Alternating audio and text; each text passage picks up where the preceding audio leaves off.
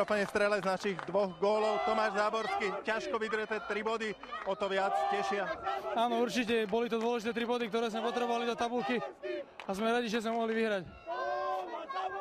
Poďakoval si aj Tomáš Brankárovi Cepovi, lebo pri tom 3. góle vlastne ti posunul puk Lapačko, nestihol ho prikryť. A tak bolo nás tam veľa pre tou bránou, snažili sme sa tam chodiť od tej druhej tretiny, vedeli sme, že mu to vypadáva, som rád, že mu to vypadlo a motal som sa pred bránou, bol som pripravený a pán Boh zaplal, že to tam padlo. Pripravený aj na tú prihrávku Vlada Mihalika pri 2. góle, aj ten si zaslúži poďakovanie. Áno, tak to bola krásna nahrávka, ja som videl, že chalani sa točia v rohu, tak som sa postavil do stredu, snažil som sa nájsť si vhodný priestor pred bránou, Vlado ma pekne našiel a zakončil som ho. Ťažko sa dvíhalo po tej prvej tretine, alebo čo pomohlo vlastne naštartovať ten tým?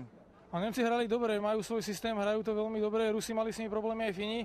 Prvú tretinu sme sa trápili, chvála Bohu, druhú tretinu sme si povedali cez prestávku v kabíne, ako budeme hrať, zlepšili sme pohyb a sme radi, že sme to mohli otočiť. Tomáš, ďakujem pekne, veľa šťastia.